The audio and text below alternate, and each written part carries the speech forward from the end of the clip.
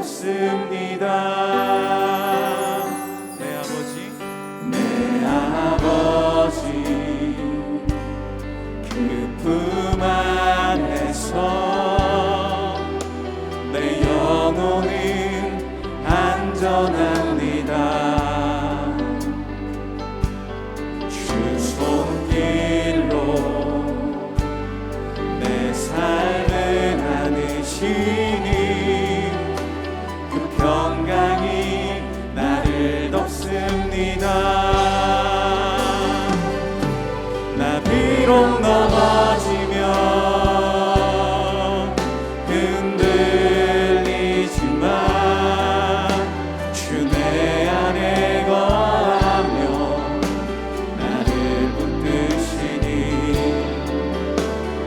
내 생각을 주께로 돌리고 주시는 평강의 옷을 입습니다.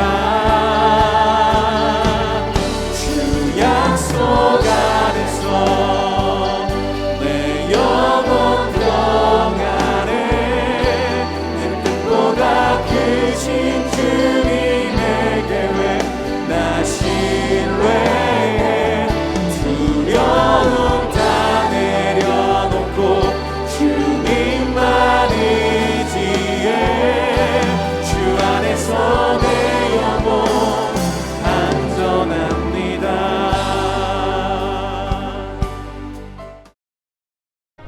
주께서 야곱에게 말씀을 보내시며 그것을 이스라엘에게 임하게 하셨은즉 모든 백성 곧 에브라임과 사마리아 주민이 알 것이오늘 그들이 교만하고 완악한 마음으로 말하기를 벽돌이 무너졌으나 우리는 다듬은 돌로 쌓고 뽕나무들이 찍혔으나 우리는 백향목으로 그것을 대신하리라. 그러므로 여호와께서 르신의 대적들을 일으켜 그를 치게 하시며 그의 원수들을 격동시키시리니 앞에는 아람 사람이요 뒤에는 블레셋 사람이라. 그들이 모두 입을 벌려 이스라엘을 삼키리라. 그럴지라도 여호와의 진노가 돌아서지 아니하며 그의 손이 여전히 펴져 있으리라. 그리하여도 그 백성이 자기들을 치시는 이에게로 돌아오지 아니하며 만군의 여호와를 찾지 아니하도다. 그러므로 여호와께서 하루 사이에 이스라엘 중에서 머리와 꼬리와 종려나무 가지와 갈대를 끊으시리니 그 머리는 곧 장로와 존귀한 자요 그 꼬리는 곧 거짓말을 가르치는 선지자라. 백성을 인도하는 자가 그들을 미혹하니 인도를 받는 자들이 멸망을 당하는도다. 이 백성이 모두 경건하지 아니하며 악을 행하며 모든 입으로 망령되이 말하니 그러므로 주께서 그들의 장정들을 기뻐하지 아니하시며 그들의 고아와 과부를 긍휼히 여기지 아니하시리라. 그럴지라도 여호와의 진노가 돌아서지 아니하며 그의 손이 여전히 펴져 있으리라. 대저 악행은 불타오르는 것 같으니 곧 찔레와 가시를 삼키며 빽빽한 수풀을 살라 연기가 위로 올라가게 함과 같은 것이라. 만군의 여호와의 진노로 말미암아 이 땅이 불타리니 백성은 불의 섭과 같을 것이라. 사람이 자기의 형제를 아끼지 아니하며 오른쪽으로 움킬지라도 줄이고 왼쪽으로 먹을지라도 배부르지 못하여 각각 자기 팔의 고기를 먹을 것이며 므낫세는 에브라임을 에브라임은 므낫세를 먹을 것이요 또 그들이 합하여 유다를 치리라. 그럴지라도 여호와의 진노가 돌아서지 아니하며 그의 손이 여전히 펴져 있으리라. 제10장.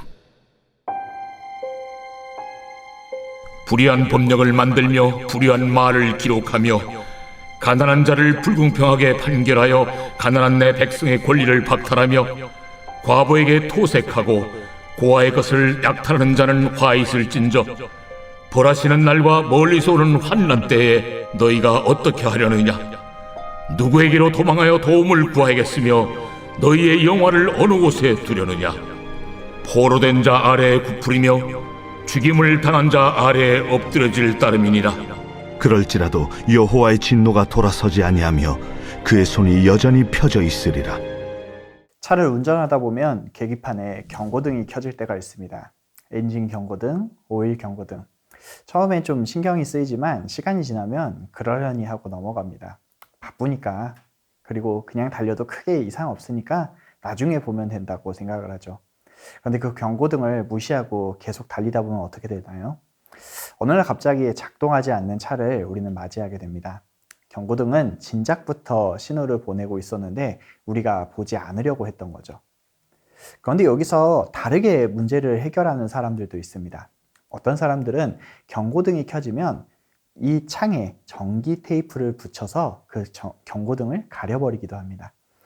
누군가는 더 좋은 타이어를 사거나 더 좋은 엔진 오일을 쓰기도 하죠. 차를 더 깨끗하게 닦기도 합니다. 경고등이 켜진 이유를 보려고 하지는 않고 외면하거나 차를 더 좋게 만드는 것으로 불안을 달래려고 하는 방식을 쓰는 것이죠. 오늘 우리가 살펴볼 본문의 북이스라엘은 아수르에 의해 갈릴리, 스브론, 납달리 땅이 먼저 유린당하고 있었습니다. 그래서 많은 백성들이 포로로 끌려가고 있었죠. 국가가 흔들렸고 사회가 무너진 것이었습니다. 그런데 그 무너진 자리에서 백성들이 이제 이러한 말을 하기 시작하였습니다. 벽들이 무너졌으나 우리는 다듬은 돌로 쌓고 뽕나무들이 찍혔으나 우리는 백향목으로 그것을 대신하리라. 여러분, 이 말이 어떻게 들리시나요? 참 멋있지 않습니까? 위기가 왔었다. 그러나 더 강하게 일어서겠다 라고 말하는 것이죠. 평범한 벽돌 대신 강하고 단단하게 값비싸게 다듬은 돌을 사용하고 흔한 뽕나무 대신 웅장한 백향목을 사용하겠다. 이것을 오늘날로 말하면 이렇게 말할 수 있을 겁니다. 이번 위기를 계기로 더 강한 시스템을 구축하겠습니다. 시스템을 혁신하겠습니다. 다음 세대의 발전을 위해 노력하여 다시는 이런 실패를 겪지 않도록 하겠습니다. 용기 있고 책임감 있는 말처럼 들리게 됩니다. 우리 주변에서도 자주 듣는 말이기도 하죠. 그런데 여기서 우리는 중요한 질문을 해야 됩니다. 하나님이 이 말을 들으시고 어떻게 반응하셨냐라는 것이죠. 하나님은 이 말을 듣고 어떻게 반응하셨을까요? 하나님은 이 선언을 교만과 완악한 마음에서 나온 말이라고 말씀하십니다. 왜 그럴까요? 13절에 그 이유를 분명하게 밝혀주고 있습니다. 그리하여도 그 백성이 자기들을 치시는 이에게로 돌아오지 아니하며 만군의 여호와를 찾지 아니하도다. 그러니까 그들의 재건이 하나님께 돌아오지 않는 인간적인 재건이라고 하는 것이 문제라고 성경은 분명하게 이야기하고 있습니다. 여러분, 오늘 이것이 오늘 본문의 핵심입니다. 그들은 무너진 성벽은 보았지만 죄악으로 무너진 마음은 보지 않았습니다. 전쟁의 폐허는 그들이 보았지만 죄악의 폐허는 다른 더 큰 죄를 만들고 있었음에도 불구하고 외면하고 있었다는 것이죠. 경고등이 켜졌는데 원인은 외면하고 계속해서 다른 것만 하고 있는 것입니다. 여러분, 그렇다면 그 결과가 어떻게 됩니까? 성경은 죄가 어떻게 번져나가는지를 말씀을 통해 우리에게 단계적으로 보여주게 됩니다. 먼저는 지도자들의 타락을 보여줍니다. 15절과 16절을 보면 장로와 귀족, 거짓 선지자 등이 등장하게 됩니다. 그들은 위로부터 백성들을 미혹하기 시작하죠. 여러분, 왜 지도자들이 거짓말을 할까요? 진실을 말하면 자신의 자리가 흔들리기 때문입니다. 사람들은 불편한 진실보다 듣기 좋은 말을 원하고 지도자들은 진리보다 자신의 지위를 택하기 때문에 그런 것이죠. 그 결과는 무엇일까요? 악이 공동체로 번져가게 됩니다. 18절을 보면 악행은 불타는 것 같다라고 이야기를 합니다. 어찌 보면 처음에 한 사람의 교만으로 시작했을지 모릅니다. 그것이 조직의 문화가 되고 처음에는 한 집단의 탐욕이었을지 모르는 죄가 사회 전체의 관행이 되게 되었다는 것이죠. 그렇게 21절에 보면 이렇게 이야기를 합니다. 에브라임이 므낫세를, 므낫세가 에브라임을 먹으리라 라고 이야기를 하죠. 여러분, 에브라임과 므낫세 많이 들어본 이름 아닙니까? 에브라임과 므낫세는 형제 지파입니다. 야곱의 아들 요셉의 두 아들이죠. 그 형제들이 서로를 공격하기 시작한 겁니다.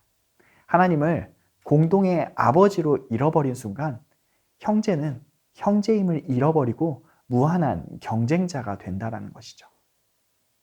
그리고 더 나아가서 10장의 1절과 2절에 이르면 죄가 법과 제도 안으로 들어오는 것까지 우리는 보게 됩니다. 불의한 법령을 만들며 불의한 말을 기록하며 가난한 자의 불공평하게 판결하여 가난한 내 백성의 권리를 박탈하며 과부에게 토색하고 고아의 것을 약탈하는 자는 화 있을진저. 여러분, 이제는 개인의 죄를 이야기하는 수준을 넘어섰습니다. 이것이 제도가 된 것이죠. 그들은 이야기할 겁니다. 규정대로 했을 뿐입니다. 라고 말하면서 약자의 것을 빼앗고 약탈하는 것이죠. 여러분, 그것이 무엇이냐면 자기 힘으로 자신을 구원하려고 하는 마음이 공동체 전체를 어디까지 끌고 가는지를 우리에게 보여주는 것입니다. 한 사람이 자기 구원의 죄악된 선언으로 시작하였던 이 모습이 회복되지 않으니까 그것이 더 커져서 지도자의 거짓말이 되고 형제 간의 분열이 되고 약자를 억압하는 제도가 되었다는 것이죠. 그리고 이 단락 끝에 4번의 반복되는 후렴이 있습니다. 여호와의 진노가 돌아서지 아니하며 그의 손이 여전히 펴져 있으리라. 하나님의 경고는 계속되고 있는데 그들은 경고등을 무시하고 더 많이, 더 빠른 속도로 죄악을 저지르고 있다는 것이죠. 그런데 여러분, 이 말씀 가운데 저는 여러분들에게 솔직하게 묻고 싶습니다. 우리는 어떻습니까? 위기 앞에서 우리가 가장 먼저 하는 생각은 무엇인가요? 더 열심히 일해야 되겠다. 더 많이 모아야 되겠다. 더 철저하게 관리해야 되겠다. 이번 실패를 거울 삼아 더 강하게, 더 나은 사람이 되어야 되겠다. 우리는 이렇게 생각하지 않습니까? 여러분, 이것이 나쁜 것은 아닙니다. 아니, 오히려 더 좋은 생각이기도 하죠. 하지만 그 생각 안에 하나님께로 돌아가야겠다라고 하는 마음이 없다면 우리도 이사야 시대의 백성들과 똑같이 경고등을 무시하고 달리는 것과 같다라는 것이죠. 하나님만으로는 충분하지 않아. 그러니 이것이 가장 그럴듯하게 포장된 탐욕입니다. 자기 힘으로 자기 자신을 구원하려고 하는 것. 성경이 말하는 가장 깊은 죄 중에 하나가 바로 이것입니다. 그런데 하나님은 그런 우리를 그 죄악에 있는 상태 그대로 내버려 두지 않기를 원하십니다. 이사야 9장 바로 앞을 보면 6절과 7절에 이런 약속이 있습니다. 한 아기가 태어나고 한 아들이 주어지는데 그가 다윗의 왕좌에서 정의와 공의로 영원히 다스릴 것이라고 이야기하죠. 여러분, 이 약속의 분이 누구십니까? 바로 우리 구주 예수 그리스도이시죠. 여러분, 이 말씀을 통해 여러분은 대조가 보이시나요? 북이스라엘의 지도자들은 백성들을 미혹해서 넘어뜨리려고 합니다. 그런데 우리의 참된 지도자이신 예수님은 어떠십니까? 그분은 진리로 백성들을 세워가시죠. 북이스라엘의 권력자들은 약자를 희생시키려고 합니다. 그런데 예수님은 자신을 희생하여서 죄인들을 살리셨죠. 그들은 내가 나를 구원하겠다라고 끊임없이 이야기하지만 예수님은 내가 너를 친히 구원하겠다라고 이야기하시며 우리를 친히 구원하셨습니다. 본문에서 하나님의 심판의 손이 계속 펴져 있었습니다. 그 심판은 죄인에게 반드시 임해야 되고 누구도 그것을 불평하고 또 그 누구도 이 모든 것을 감당할 자가 아무도 없습니다. 그러나 우리가 받아야 할 그 펴진 손의 심판을 예수님이 우리를 사랑하셔서 대신 담당하셨습니다. 나의 공로 때문이 아닌 아무 공로도 없는, 아니 오히려 죄인인 나를 사랑하셔서 모른 척 넘기지 않으셨습니다. 그래서 그리스도 안에서 공의롭게 죄가 심판되었고 동시에 죄인인 우리를 주님께서 구원하여 주셔서 우리가 이제는 죄악 가운데 살지 않게 되었다라는 것이죠. 여러분, 더 강한 돌도, 더 많은 재물도, 더 큰 권력도 이길 수 없는 죄의 사슬을 우리 구주 예수 그리스도, 그분이 이기셨습니다. 우리가 아무리 외면하고 다른 것으로 꾸며도 그 끄지 못하였던 경고등을 그분이 끄셨습니다. 들리지 않게, 보이지 않게 만든 것이 아니라 우리를 완전히 새 것으로 만드셔서 아무 문제 없도록, 죄가 없도록 깨끗하게 만드셨습니다. 그래서 복음은 더 강해져라, 더 나아져라가 아닙니다. 당신이 얼마나 죄인인지 그 사실을 인정하고 당신을 위해 죽고 부활하신 주님께로 돌아오라고 하는 이 메시지를 우리에게 언제나 던지는 것입니다. 사랑하는 성도 여러분, 이 새벽 우리의 삶에 경고등이 아직 켜져 있지는 않습니까? 해결되지 않는 관계, 반복되는 두려움, 아무리 더 가져도 채워지지 않는 마음, 재건될 게 우리 안에는 너무나 많습니다. 그런데 우리에게 필요한 건 재건보다 먼저 하나님께로 돌아가는 것입니다. 경고등이 가르치는 것은 그것을 해결하는 유일한 방법에 직면할 때만 해결되게 됩니다. 내가 하나님보다 더 의지했던 것은 무엇인지, 내가 하나님 없이 쌓으려고 했던 것은 무엇인지 이 새벽 다시 되돌아보길 원합니다. 그리고 그것을 보았을 때 절망하지 마십시오. 그리스도께서 나의 죄를 대신 담당하셨고 그분이 먼저 나에게로 찾아오셨습니다. 그 은혜가 이 새벽 우리를 오늘 이 자리로 불러 모은 겁니다. 이 은혜 안에 돌아가는 저와 여러분 되길 간절히 소망합니다. 우리 들은 말씀 기억하시면서 함께 기도하도록 하겠습니다. 무너진 것을 내 힘으로 다시 쌓으려 하기보다 나를 위해 구원을 완성하신 그리스도께 먼저 돌아가게 하소서. 아멘. 거짓과 경쟁이 관계를 무너뜨리지 않게 하시고 진리와 사랑 안에서 서로를 형제로 품는 공동체가 되게 하소서. 아멘. 우리의 편안함을 위해 약자의 아픔을 외면하지 않게 하시고 예수님의 공의와 긍휼이 삶과 모든 결정 속에 나타나게 하소서. 아멘. 우리 여름 사역을 놓고 함께 기도하겠습니다. 7월 31일부터 8월 2일까지 진행되는 초등부와 소년부 여름 캠프를 통해 진정한 왕이신 하나님의 말씀을 삶의 기준으로 살아내는 삶이 되게 하소서. 아멘.